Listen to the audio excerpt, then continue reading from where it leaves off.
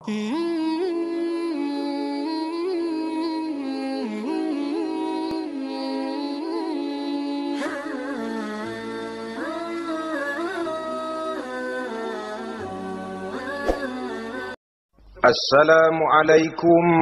warahmatullahi wabarakatuh. Waalaikumsalam warahmatullahi wabarakatuh.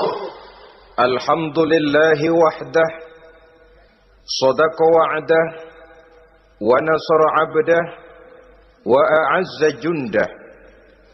Wassalatu wassalamu ala man la nabiyya ba'dah, wa ala alihi wa sahbihi wa mawalah. La hawla wa la quwwata illa billah, amma ba'du. Saudara-saudara kaum muslimin rahimakumullah,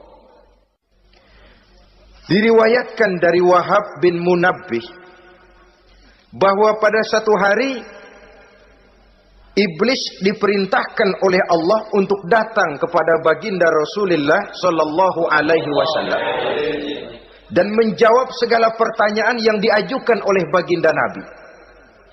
Datang iblis dalam bentuk orang tua pakai tongkat. Jadi iblis itu bisa malih warna, dia termasuk jenis makhluk halus toh, seperti halnya jin dan malaikat itu bisa malih warna sesuai dengan yang mereka kehendaki. Ketika datang, baginda Nabi bertanya, "Man anta?" Siapa kamu? Dia jawab, "Ana iblis." Saya iblis. Jujur. "Limadza ji'ta?" Mau apa kamu datang kemari? Kata baginda Nabi. Dijawab oleh iblis, "Innallaha amaroni an atika wa ujibaka an kulli ma sa'altani." Allah memerintahkan saya untuk datang kepadamu dan menjawab segala pertanyaan yang engkau ajukan kepada saya. Nah, atas pernyataan ini baginda Rasul kemudian bertanya dengan dua pertanyaan. Pertanyaan pertama, iblis, "Kam ikhwanuka min ummati?" Ada berapa sih teman-temanmu dari golongan umatku? Dari golongan umatku, umat Islam ini, bukan orang lain. Kalau orang kafir sih sudah jelas, itu memang CS-nya iblis. Tapi dari umatku, siapa saja yang jadi teman-teman kamu iblis? Menjadi antekmu, menjadi alatmu sejak dari dunia sampai ke neraka nanti.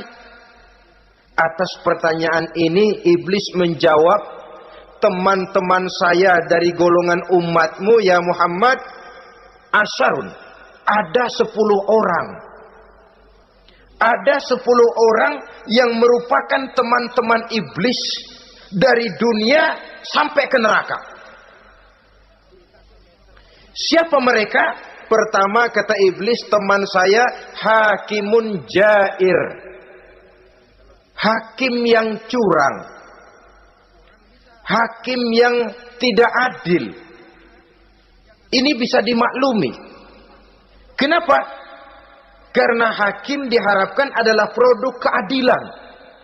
Sehingga orang mengatakan seorang hakim adalah seorang yang meletakkan sebelah kakinya di surga dan sebelah lagi di neraka. Kalau adil dia menghukum, kaki sebelah kanan yang akan menentukannya ke surga. Kalau licik dia menghukum, kaki sebelah kiri yang akan menjerumuskan dia ke dalam neraka. Saudara-saudara kaum muslimin rahimakumullah, sesungguhnya dalam kehidupan kurangnya sandang pangan bukan satunya-satunya sebab yang membuat orang menderita. Tidak teraturnya perumahan, kurangnya lapangan kerja bukan satu-satunya yang menyebabkan rakyat menderita. Tapi lukanya rasa keadilan. Tidak tegaknya hukum sebagaimana yang diharapkan. Itu juga bisa menjadi sumber nestapa, bisa menjadi asal dari segala derita. Oleh karena itu, hakim yang tidak adil, hakim yang curang, yang menghukum tidak berdasarkan hukum, tapi berdasarkan kepentingan, berdasarkan pesan sponsor, hukum bisa dibeli, ada istilah mafia peradilan. Hakim-hakim macam ini yang akan menjadi teman-teman iblis. Dan tiap kali palu akan diketuk, iblis sudah bukan main sibuknya.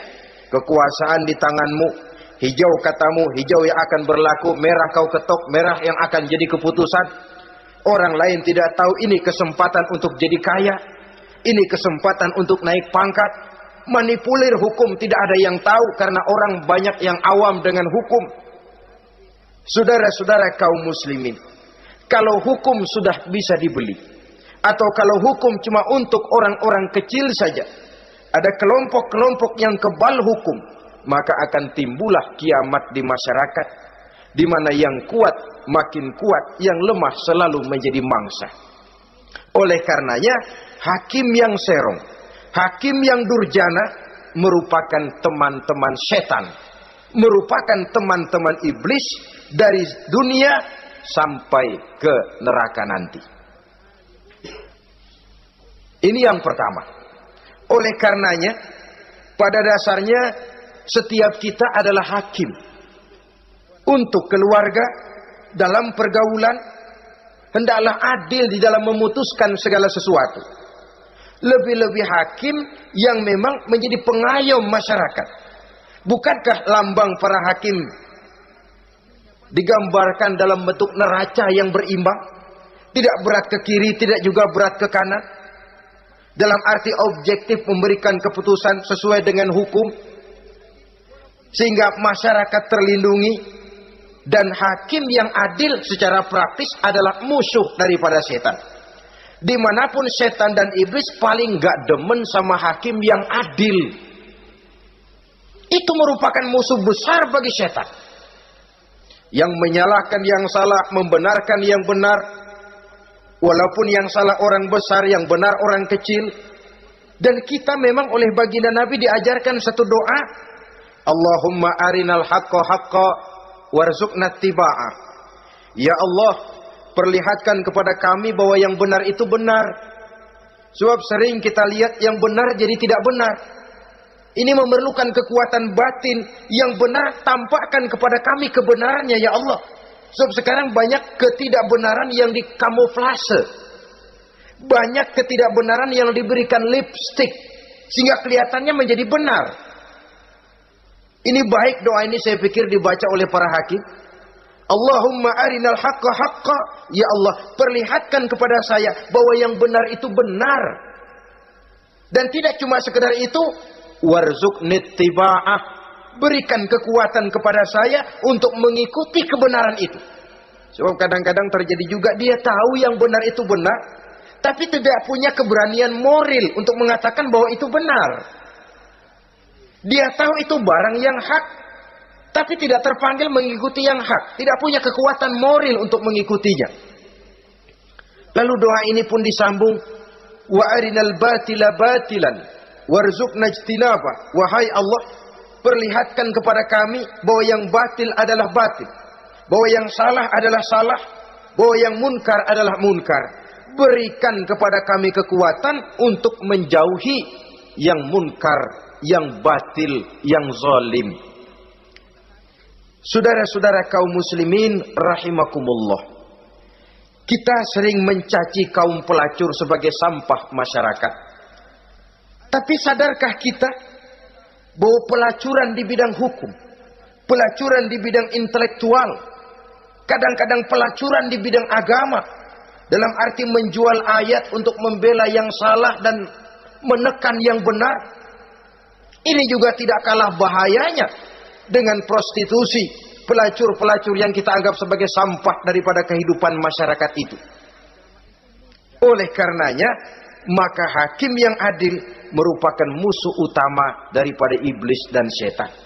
Mereka akan sibuk sekali kalau seorang hakim sudah berketetapan untuk melahirkan keputusan hukum yang seadil-adilnya. Ini yang pertama, teman setan adalah hakim yang nyeleweng, yang tidak adil.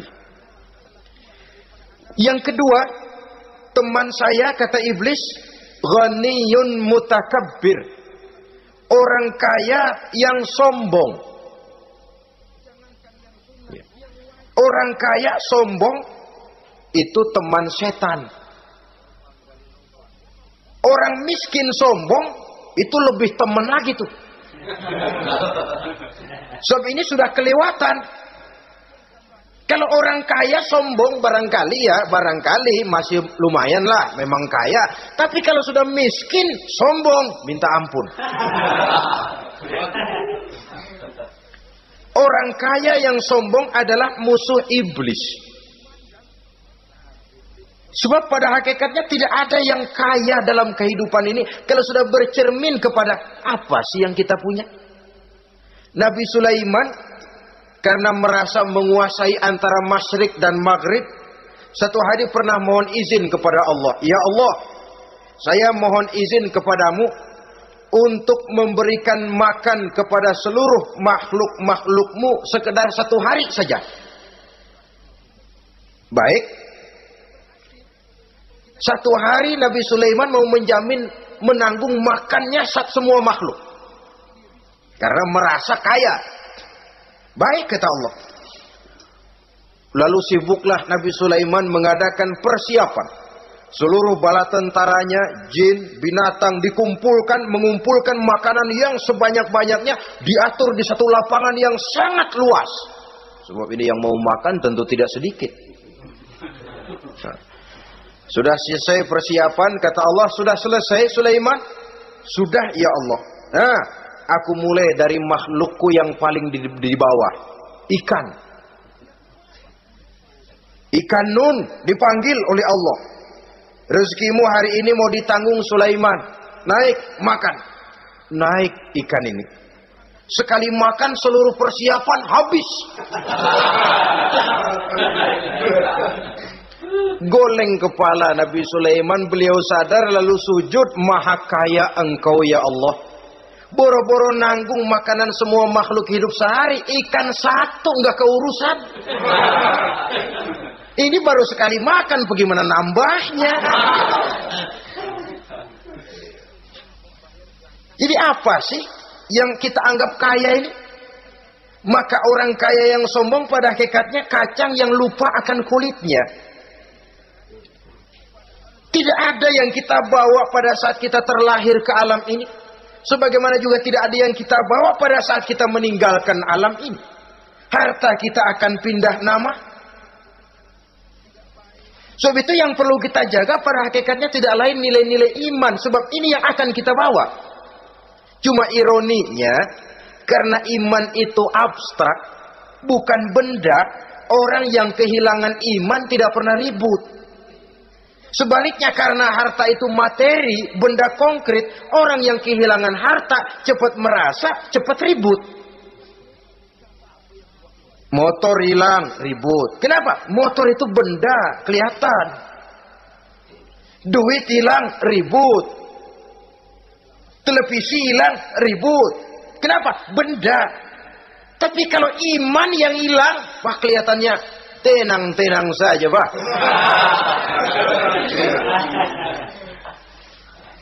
Padahal ini usaha iblis, bagaimana orang kehilangan iman, menjadi kafir, masuk grup dia untuk menemani dia di dalam neraka nanti.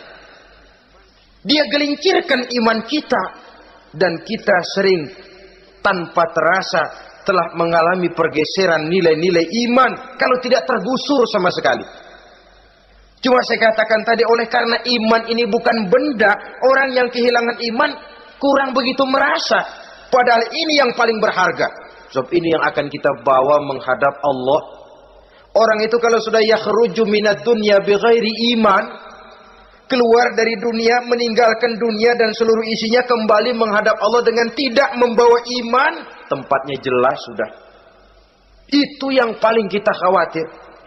Pangkat jelas tidak kita bawa. Harta benda akan pindah nama jadi milik ahli waris kita. Tiba-tiba iman yang cuma satu itu tempat kita bergantung, hilang juga dari diri kita. Dengan apa kita mau menghadap Allah? Dan kemalangan apa yang lebih besar dari orang-orang yang telah kehilangan iman pada saat dia menghadap Allah Subhanahu wa ta'ala. Karena itu saudara-saudara, terutama yang diberikan amanah berupa harta oleh Allah dalam kehidupan ini.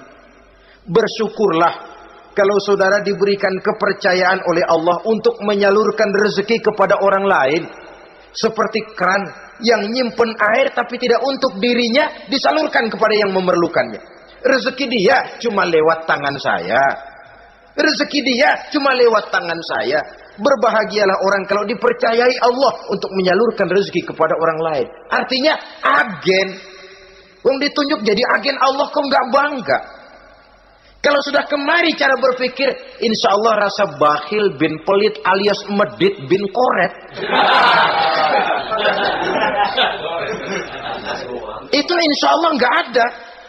Kan kadang kita berpikir, yang nyari duit gue setengah mati, lu datang-datang mau minta aja pala lu. Kan itu toh kadang-kadang cara kita berpikir. Ya boleh jadi lalu terasa berat. Tapi kalau kembali kepada kesadaran, barangkali alhamdulillah rezeki dia cuma lewat tangan saya. Kalau saya nggak ngasih dia, barangkali nggak semudah ini saya dapat rezeki. Allah mudahkan rezeki saya karena saya sering membantu orang-orang yang memang memerlukannya. Andai kata saya nggak membantu mereka, belum tentu rezeki selancar ini. Tidak lalu enak aja, peras keringat gua banting tulang, pergi pagi pulang sore, lu datang-datang nada aja. Berbahagialah orang jikalau sekali lagi dia dijadikan agen oleh Allah untuk menyalurkan rezeki kepada mereka yang memang memerlukannya. Kalau tidak ke arah itu kita berpikir, yang timbul bakhil. Bakhil lalu bermegah-megah dengan hartanya, timbul kesombongan. Senang lihat orang susah, lalu dia sendiri dengan hartanya cuma to show only, pameran. Lewat di kampung senang kalau orang melotot, lihat mobilnya yang serba mengkilap, sepatunya yang serba mahal. Senang kalau wah, semua gaya hidupnya serba jet set, wah. Senang betul kalau melihat orang sudah serba bengong lihat keadaan dia. Timbul takaburnya, sombongnya, ngenyek kepada yang lain. Maka orang kaya yang sombong teman iblis, teman setan. Setan senang betul. Sebaliknya secara praktis, orang kaya yang rendah hati adalah musuh iblis. Saudara-saudara kaum muslimin rahimakumullah. Lain memang. Kalau kita diberikan ilmu di akhirat nanti, pertanyaan cuma satu, ilmumu kau amalkan untuk apa? Kalau kita diberikan umur panjang, pertanyaan akhirat satu saja, umurmu kau habiskan di mana? Tapi kalau sudah harta diberikan kepada kita, pertanyaan akhirat dua, min aina iktasabahu wa fima anfaqahu. Hartamu kau dapat dari mana, kau belanjakan kemana? Depan belakang ditanya. Yang ketiga, teman iblis itu tajirun khain, pedagang yang berkhianat, baik kepada sesama teman pedagangnya karena ingin lebih maju dari yang lain. Terjadi persaingan yang tidak sehat di berbagai bidang bisnis, ataupun kepada para pembelinya dengan mengatakan barang yang baik adalah barang yang tidak baik menjadi baik. Sebab pada dasarnya apabila kaum pengusaha sudah berkhianat, akan timbul kegoncangan ekonomi. Dan kegoncangan ekonomi dampaknya adalah melahirkan kelas-kelas kemiskinan. Kemiskinan merupakan satu perangkap iblis. Biasanya orang kalau udah melarat, udah dekat banget sama kafir. Ya, kalau tidak dilatar belakangi oleh nilai iman yang kuat. Udah melarat, udah dekat benar dah sama kafir. Apalagi iblis ini menggodanya pandai dia. Kepada orang miskin dia datang dengan bujukan materi. Kepada yang cukup hartanya dia datang dengan bisikan lain. Pendeknya iblis dan setan itu ke ibarat tukang joget, dia ngerti betul irama kendang.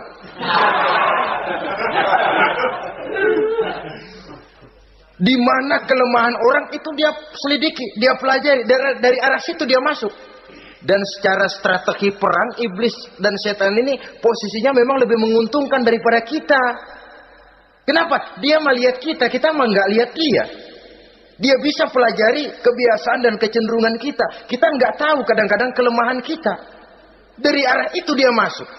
Posisi dan strateginya lebih menguntungkan daripada kita.